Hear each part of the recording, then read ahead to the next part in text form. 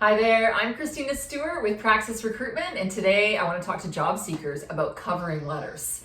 Covering letters, a lot of people really hate writing them. I know HR professionals sometimes really hate reading them. I personally love them. It's the first thing that I go to. And why is that? Because it's a beautiful letter of introduction which connects a candidate to the role. If it's a good covering letter, it should answer why they're interested. And I'm always curious about why. So 3 times covering letters are absolutely essential is number 1, if there's any kind of creative bent to the role or writing bent to the role, you definitely want to include a covering letter, because if you're in communications or marketing, you want to make that part of your portfolio. You want to show your stuff and right at the get-go outline what you're capable of. The second time that a covering letter is essential in my mind is when there is relocation involved. So if you live in Winnipeg and you're applying for a role on Vancouver Island, I need to know that you understand that the role is actually on Vancouver Island, and I want to know why you might be interested in living in that place, living in that town on the island. It helps to paint the picture of why somebody might be interested.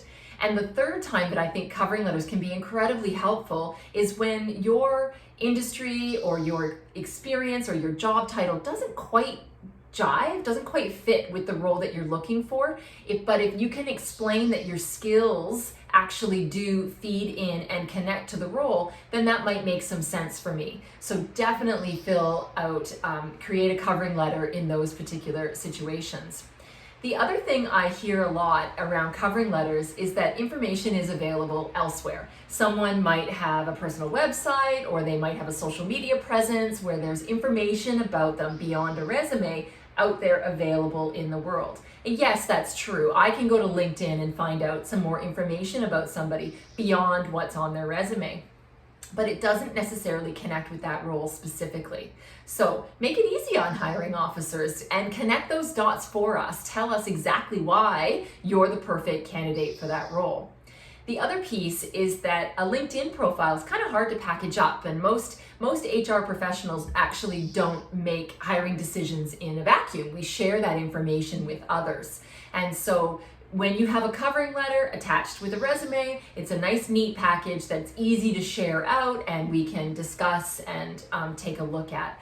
That's also a note on emails as well. I find that lots of candidates might include some really great information in an email with the resume attached.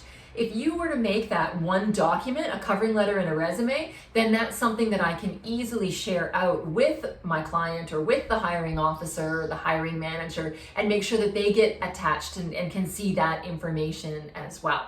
So if a job posting is calling for a covering letter, do one. If it's optional that you do a covering letter, do one anyway. But of course, if somebody says don't send a covering letter, then obviously don't send a covering letter. But it shows your seriousness and commitment to the role when you do a covering letter. So that's my tip on covering letters for candidates.